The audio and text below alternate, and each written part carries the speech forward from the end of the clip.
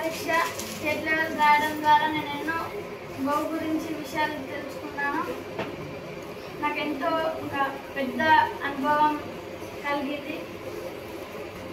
Thank you. గోవు గురించి నువ్వు ఏం నేర్చుకున్నావు? రెండు విషయాలు. గోవు ఈ భూమండలానికి తల్లి. గోమయం ద్వారా న్యాచురల్ గ్యాస్ తయారవుతుంది. దాన్ని ఉపయోగించడం వల్ల ఎంతో లాభాలు కలుగుతాయి. గోవు ద్వారా ఎన్నో సైంటిఫిక్ ప్రాజెక్ట్స్ తయారు చేయవచ్చు. గో విజ్ఞానం అనేది అందరికీ అవసరం. Thank you. నేను ఈ గో విజ్ఞాన పరీక్ష రాయడం వల్ల నాకు చాలా మంచి జ్ఞానం పొందగలగడానికి నాకు మంచి అవకాశం వచ్చింది.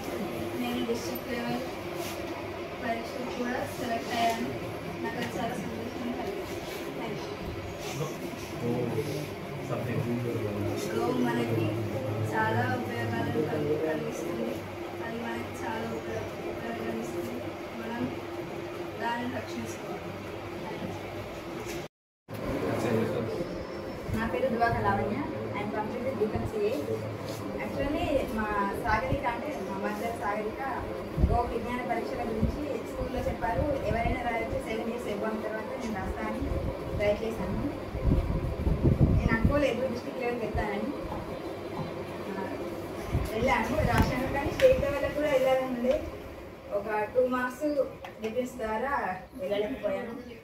దానికి చాలా బాధపడ్డాను. చాలా ట్రై చేశాను, సార్ కాల్ చేస్తారు కావచ్చు అని. సార్ అక్కడి దాకా వెళ్ళి రాయాలని చాలా ఉండే, కానీ అది కాలేదు. గోవు మనకు ఎన్నో లాభాలు కలిగిస్తుంది. దాన్ని మనం రక్షించుకోవాలి.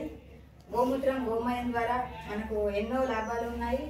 వాటిని వినియోగించుకోవడం ద్వారా మన ఆరోగ్యం ఎంతో మెరుగుపడుతుంది.